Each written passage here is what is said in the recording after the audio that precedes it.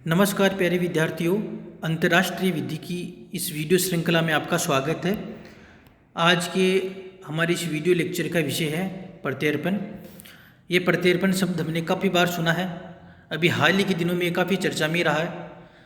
भारत में विजय माल्या के प्रत्यर्पण का इंतजार अभी तक हो रहा है एवं जो हांगकांग में चीन ने प्रत्यर्पण जो कानून लाया उसका हांगकांग में बड़े पैमाने पर विरोध हो रहा है और इसका विरोध कई अंतर्राष्ट्रीय स्तर पर कई देशों ने भी जताया है कि ये मानवाधिकारों को हनन करने वाला कानून है। इसके अलावा जो मुंबई बम कांड का आरोपी जो 2002 में पुर्तगाल चला गया था, अबू सलेम, उसका भी पुर्तगाल से प्रत्यर्पण हुआ है। तो आज हम जानेंगे ये प्रत्यर्पण क्या होता है। सबसे पहले हम प्रत्यर्पण की परिभाषा देखते हैं। ओपेनहाइम के अनुसार अपराधी को जिस देश में उसने अपराध किया है या अभियुक्त है उस देश द्वारा जहाँ वह उस समय है लौटा देना प्रत्यर्पण है।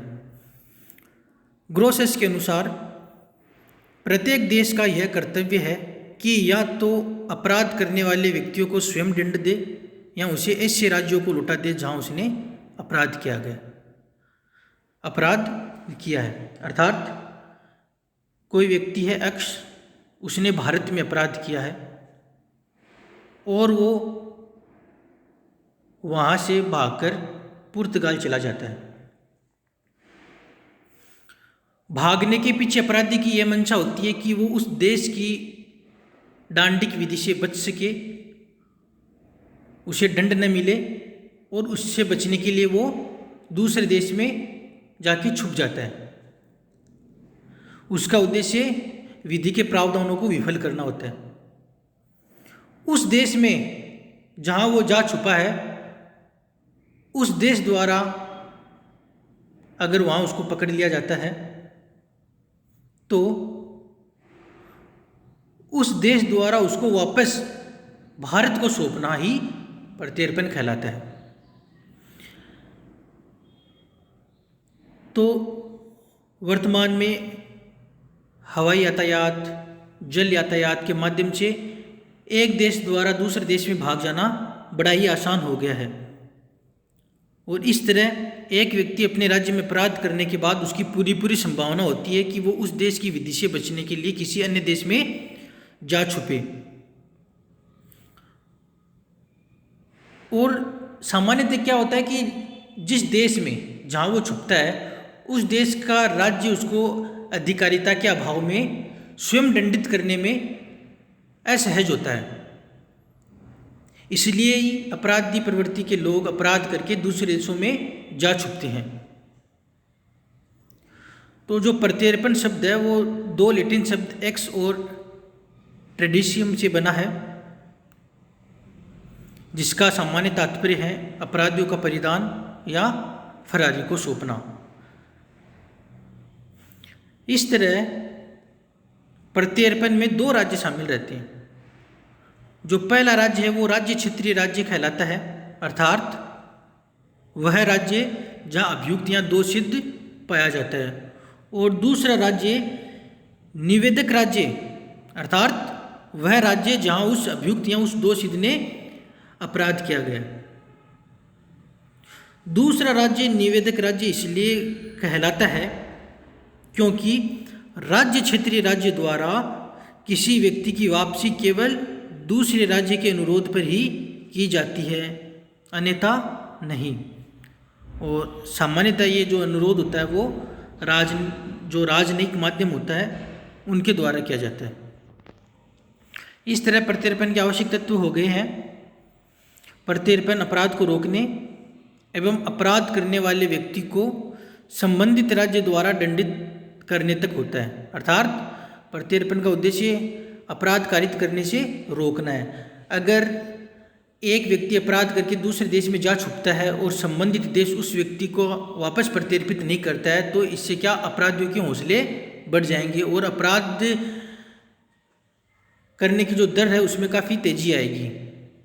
प्रत्यर्पण दो राज्यों के मध्य होता है। जो दो राज्य होते हैं वो राज्य क्षेत्रीय एवं निवेदक राज्य होते हैं। राज्य क्षेत्रीय जहाँ अपराधी जा छुपता है या जहाँ अपराधी पाया जाता है, और निवेदक राज्य वो जहाँ उस व्यक्ति ने अपराध कारित किया है। ये द्विपक्षीय संधियों पर आधारित होता है। जो प्रत्यर्पण होता है वो द्विपक्षीय संधियों पर ही आधारित होता है। भारत में प्रत्यर्पण को लेकर प्रत्यर्पण अधिनियम 1962 लागू है। यह अधिनियम हमें उन राज्यों से भी प्रत्यर्पण के बारे में प्रावधान बताता है जिनके साथ हमारी संधि नहीं है, लेकिन ये जो प्रत्यर्पण है ये अंतर्राष्ट्रीय विधि का विषय है, तो सामान्यतः संधियों के आधार पर ही प्रत्यर्पण संभव है। और जो इसमें जो अनुरोध होता है वो राजनयिक माध्यम से किया जाता है। अब प्रत्यर्पण का उद्देश्य ये अपराध के दमन की प्रक्रिया है, अर्थात किसी व्यक्ति को उस राज्य में जिसमें वह भाग गया है अधिकारिता की कमी से दंडित या अभियोजित नहीं किया जाता, इसलिए अपराधियों का प्रत्यर्पण किया जाता है ताकि वो दंड से न बच सके। प्रत्यर्पण अपराधियों के लिए एक चेतावनी के रूप में भी है कि वो अन्य राज्यों में भागकर दंड से नहीं बच सकती, इसलिए ये दंड का निराकरण करना ही इसका उद्देश्य है। प्रत्यर्पण राज्य क्षेत्रीय राज्य के हित की सुरक्षा करता है। अगर कोई देश जहाँ पर कोई अपराधी अपराध करके चला गया है और वो देश उस संबंधित देश को उस व्यक्ति का प्रत्यर्पण न करे तो वो अंतर्राष्ट्रीय स्तर पर वो अपराधियों की शरण स्थली हो जाएगा। और अपराधी प्रवृत्ति के व्यक्ति ये तो है नहीं कि वो संबंधित देश में जाकर वहाँ पर भी अपराध न करे। इससे क्या होता है, उस देश में भी अपराधों की संख्या बढ़ जाएगी।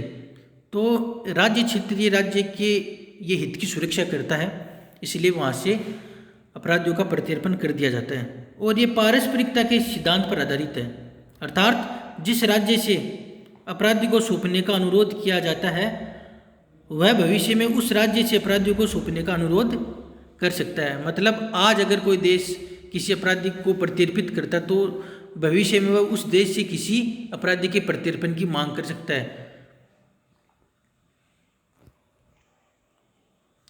अब अगला क्वेश्चन उठता है कि क्या प्रत्यर्पण राज्य का विधिक कर्तव्य है। इस संबंध में ग्रोसियस का मत था कि राज्य क्षेत्रीय राज्य का यह कर्तव्य है कि वह या तो अपराधियों को दंडित करे या उसकी वापसी की इच्छा करने वाले राज्यों को सौंप दे। उन्होंने ऐसे राज्य का विधिक कर्तव्य माना है कि जहाँ पर अगर कोई व्यक्ति मिले अपराधी उसको संबंधित राज्य को सौंपना उस राज्य का कर्तव्य है, और यह कर्तव्य प्राकृतिक विधि के सिद्धांत पर आधारित है।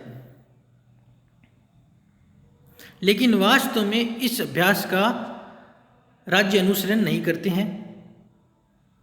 अभी तक जो भी प्रत्यर्पण होते हैं वो संधि के आधार पर राज्य द्वारा किए जाते हैं। इस संबंध में एक लीडिंग केस है फैक्टर बनाम लोवेनहीमर का।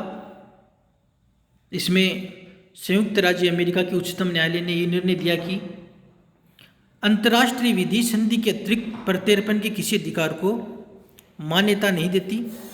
कोई सरकार यदि उसके संविधान तथा विधियों में मान्य हो तो फरारी को उस देश को सौंपने के अधिकार का स्वेच्छापूर्वक प्रयोग कर सकती है जिससे वह फरार हुआ है, तथा यह कहा गया कि ऐसा करना नैतिक कर्तव्य है। अर्थात अपराधी को सौंपने का कर्तव्य तभी होता है जब यह संधि द्वारा सर्जित किया जाए। इस तरह आज की वीडियो में हमने प्रत्यर्पण की परिभाषा और प्रत्यर्पण के आवश्यक तत्व एवं प्रत्यर्पण के उद्देश्य को जाना।